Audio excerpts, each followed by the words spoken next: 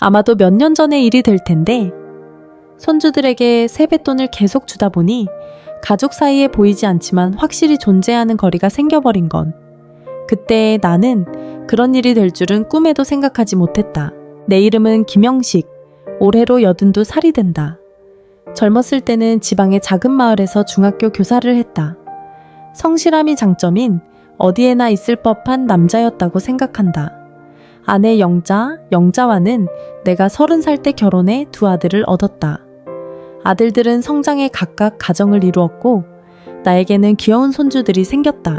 설날을 맞이할 때마다 손주들의 반짝이는 웃는 얼굴을 보는 게 무엇보다 즐거웠다. 작은 손으로 정중하게 감사합니다 라고 말해주는 모습은 몇 번 봐도 마음이 따뜻해졌다. 특히 아직 어렸을 때의 손주들은 세뱃돈을 받으면 눈을 빛내며 장난감을 사러 가거나 소중하게 과자를 나누어 먹거나 했다. 그 천진난만한 모습을 보고 있으면 나도 다시 행복한 기분이 되었다. 큰아들에게 아이가 처음 태어났을 때부터 세뱃돈을 주게 되었다. 처음에는 그저 마음만 조금이었지만 손주가 늘어날수록 각각의 성장을 바라는 마음을 담아 조금씩 금액도 늘어갔다. 큰아들에는 두 아이, 작은아들에는 세 아이가 있어 설날에는 활기찬 대가족이 되는 게 관례였다. 초등학생 때마다 세뱃돈을 받으면 천진하게 기뻐했다. 장난감을 샀거나 과자를 사거나 각자 용도가 있었을 것이다. 그 보고를 듣는 것도 또 기뻤다. 나는 손주들에게 설날이 특별한 날이 되도록 사소한 도움을 줄 수 있다고 느꼈다. 중학생이 되자 세뱃돈 용도도 조금 바뀐 듯 했다. 게임 소프트웨어를 샀거나 친구들과 놀러 가는 비용으로 하거나 그래도 세뱃돈을 받는 것 자체는 아직 기뻤을 것이다. 감사 인사도 예전과 변함없이 솔직하게 전해졌다.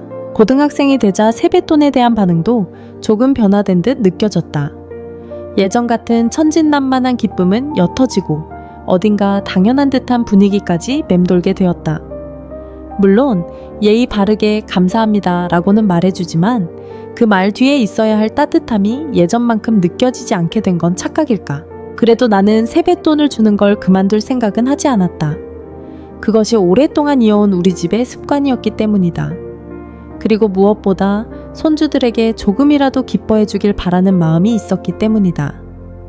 게다가 나이 든 할아버지로서 손주들에게 무언가 해줄 수 있다는 건 나에게 사소한 기쁨이기도 했다.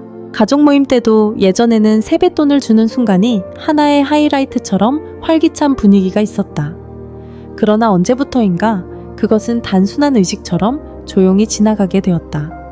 손주들은 세뱃돈을 받으면 바로 자신의 스마트폰을 만지작거리거나 친구들과 메시지를 주고받기 시작했고 나를 보는 일도 적어졌다.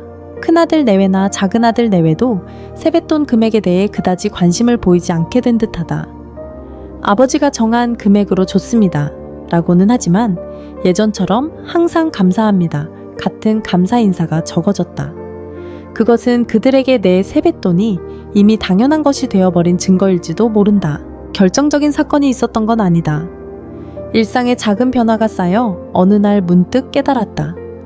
손주들은 내게 세뱃돈을 받는 걸 이미 즐기지 않는다. 그냥 받을 수 있는 것으로 당연하게 받아들이는 것 뿐이라고. 특히 인상적이었던 건 몇 년 전 설날의 일이다. 언제나처럼 한 명 한 명에게 봉투를 준 후 나는 무심코 이걸로 원하는 게 있으면 사렴이라고 말했다. 그러자 맞손자가 얼굴도 들지 않고 응, 알았어 라고만 대답했다. 그 퉁명스러운 대답에 나는 가슴속에 작은 가시가 박힌 듯한 아픔을 느꼈다. 그때 나는 과거의 다양한 장면을 떠올렸다.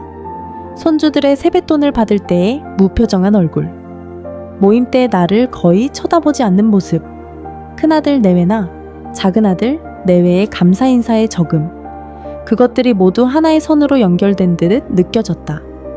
내가 오랫동안 이어온 이 세뱃돈이라는 행위는 어느새 가족 사이에 보이지 않지만 확실히 존재하는 거리를 만들어버린 게 아닌가 하고 나는 내 행동을 돌아보았다.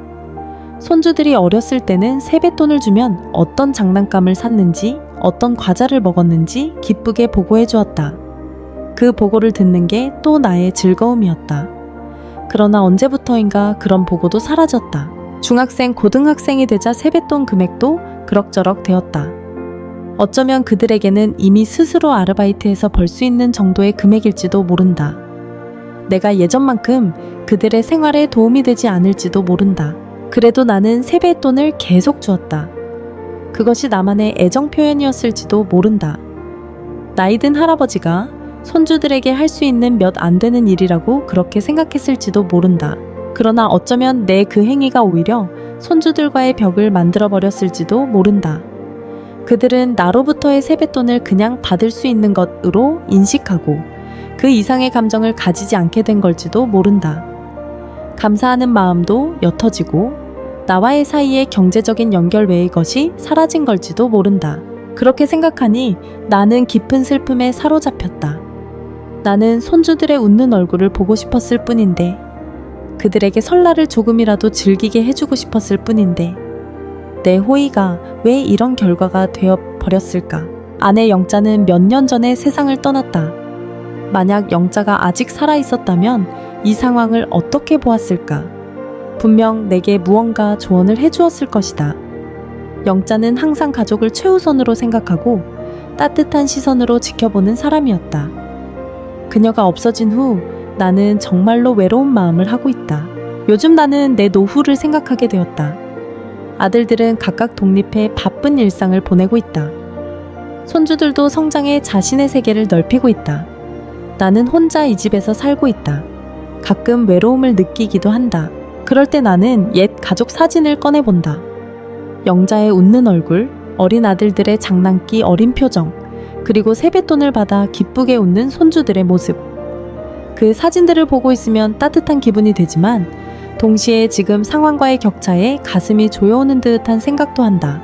나는 내 손주들에게 돈뿐만 아니라 더 중요한 것을 남겨주고 싶었다. 추억이라든가 함께 보낸 시간이라든가 그런 돈으로 살 수 없는 것들. 그러나 나는 어느새 돈을 주는 것만이 손주들과의 연결을 유지하는 유일한 방법이라고 그렇게 착각해버린 걸지도 모른다. 앞으로의 나는 어떻게 해야 할까? 세뱃돈을 주는 걸 그만둘까?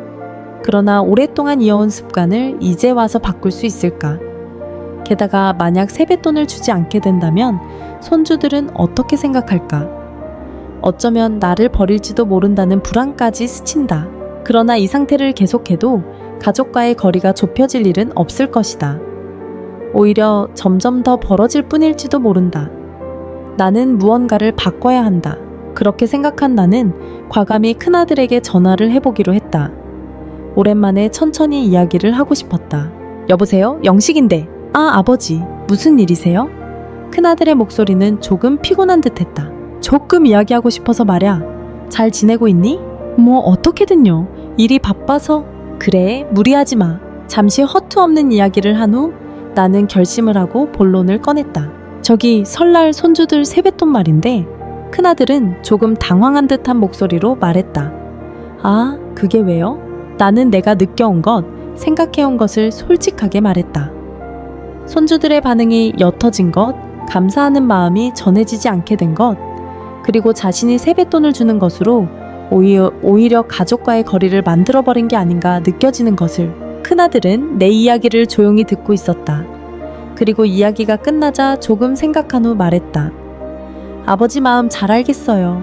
그 말에 나는 조금 구원받은 듯한 기분이 들었다. 아들은 내 마음을 이해해주고 있다. 그것만으로도 마음이 조금 가벼워졌다. 사실 나도 전부터 조금 신경 쓰였어. 큰아들은 이어 말했다. 아이들도 커서 세뱃돈 가치도 옛날과 다를 테니까. 게다가 요즘은 원하는 건 스스로 아르바이트해서 샀거나 하니까. 그래. 나는 다시 손주들의 성장을 느꼈다. 그것은 기쁜 일이지만 동시에 자신이 그들의 생활에서 예전만큼 필요하지 않을지도 모른다는 외로움도 느꼈다. 하지만 아버지가 손주들을 생각해서 계속 세뱃돈을 주신 건 아이들도 제대로 알고 있을 거예요. 큰아들은 그렇게 말하며 나를 위로해 주었다. 그냥 표현 방식이 바뀐 것뿐일지도 몰라. 큰아들의 말은 부드러웠지만 나는 완전히 납득할 수 없었다. 표현 방식이 바뀐 것뿐일까? 아니면 정말로 나와의 사이에 돈 이외의 연결이 옅어진 걸까? 아버지, 괜찮으시면 올해 설날은 세뱃돈 대신 모두 함께 어디 여행이라도 가지 않을래요? 큰아들은 그렇게 제안해 주었다. 아이들도 분명 기뻐할 거예요. 게다가 모두 함께 보내는 시간이 더 좋은 추억이 되지 않을까. 큰아들의 제안은 의외였지만 나는 마음이 움직였다. 확실히 돈을 주는 것뿐만 아니라 모두 함께 시간을 보내는 게 더 중요한 것일지도 모른다. 그래, 그게 좋을지도 모르겠네.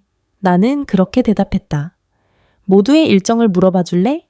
네, 알겠어요. 바로 연락해 볼게요. 큰아들의 목소리는 밝았다. 전화를 끊은 후 나는 창밖 풍경을 바라보았다.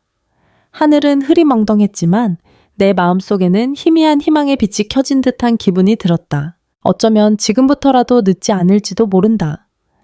돈을 주는 일방적인 관계가 아니라 더 따뜻하고 마음이 통하는 가족의 연결을 되찾을 수 있을지도 모른다. 그로부터 며칠 후 큰아들로부터 연락이 왔다. 모두 설날 여행에 찬성했다고. 장소는 온천이 있는 한적한 민박이 되었다. 손주들은 오랜만에 가족 여행에 아주 기뻐하는 듯했다. 설날이 다가올수록 내 마음은 기대와 불안으로 가득 찼다. 세뱃돈을 주지 않는 설날은 내게 처음이었다. 손주들은 그것을 어떻게 생각할까? 어쩌면 실망할지도 모른다. 그러나 나는 내 결의를 지키기로 했다. 앞으로는 돈이 아니라 시간과 애정을 손주들에게 주고 싶다. 함께 웃고, 함께 이야기하고, 함께 추억을 만들고 싶다. 그리고 마침내 설날이 왔다. 오랜만에 아들들 가족 모두가 우리 집에 모였다. 손주들은 예전과 변함없이 활기차게 뛰어다니고 집안은 활기찬 웃음소리로 가득 찼다. 저녁 식사 후 큰아들이 제안한 대로 우리는 모두 민박으로 출발했다. 차 안에서는 손주들이 학교 이야기나 친구 이야기, 취미 이야기 등 다양한 이야기를 해주었다. 나는 그들의 이야기에 귀 기울이며 다시 그들의 성장을 느꼈다. 민박에 도착하자 우리는 바로 온천에 들어갔다. 넓은 노천탕에서 손주들과 함께 물에 몸을 담그며 허투 없는 이야기를 하는 시간은 아주 편안했다.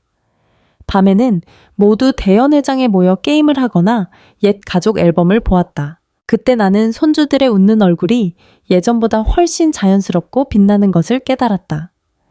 돈을 받았을 때의 그 의무적인 웃는 얼굴과는 전혀 다른 마음에서 우러나는 웃는 얼굴이었다. 여행 중 나는 손주들 한 명 한 명과 천천히 이야기하는 시간을 가졌다. 그들의 관심사나 흥미, 장래의 꿈 등을 들으며 나는 다시 그들의 것을 더 알고 싶다고 생각했다. 그리고 그들도 또한 내 이야기에 진지하게 귀 기울여 주었다. 세뱃돈을 주지 않은 올해 설날은 언제나와 조금 달랐지만 나에게는 지금까지 가장 따뜻하고 마음에 남는 설날이 되었다. 돈이 아니라 가족 모두 함께 보낸 시간 코소가 무엇보다 중요하다는 것을 나는 다시 실감했다. 여행에서 돌아온 지 며칠 후 막내 손녀가 나에게 편지를 주었다. 서툰 글씨로 쓰인 편지에는 할아버지 온천 여행 정말 재밌었어요. 또 모두 가고 싶어요. 라고 적혀 있었다. 그 편지를 읽었을 때 나는 눈시울이 뜨거워졌다. 나는 틀리지 않았다. 돈을 주는 것만이 손주들과의 연결을 유지하는 유일한 방법이 아니었다. 오히려 함께 시간을 보내고 마음을 통하는 것이 더 중요한 것이었다. 그로부터 몇 년이 지났다. 나는 설날에 세뱃돈을 주는 걸 그만두었다. 그 대신 가족 모두 여행을 가거나 함께 식사를 하는 기회를 늘렸다. 손주들은 예전과 변함없이 나를 따르고 있다.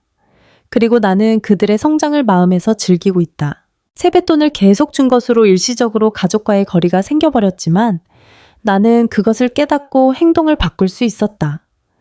그리고 지금은 그때보다 훨씬 따뜻하고 강한 가족의 유대를 쌓을 수 있었다고 믿고 있다.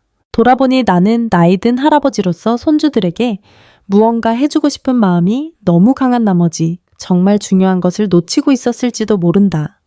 돈은 확실히 편리하지만 사람의 마음을 연결할 수 없다. 정말 중요한 것은 따뜻한 마음과 함께 보내는 시간이다. 인생의 끝을 맞이함에 있어 나는 돈보다 중요한 것을 손주들에게 남겨줄 수 있었다고 그렇게 생각한다. 그것은 함께 웃고, 함께 기뻐하고, 함께 슬퍼한 소중한 추억들, 그리고 언제까지나 퇴색하지 않는 가족의 유대. 앞으로도 나는 손주들과의 시간을 소중히 하고 그들의 성장을 따뜻한 시선으로 지켜보고 싶다. 그리고 언제까지나 그들에게 다정한 할아버지로 있고 싶다고 그렇게 바란다. 인생의 마지막에 깨달은 이 단순하지만 깊은 진리를 가슴에 안고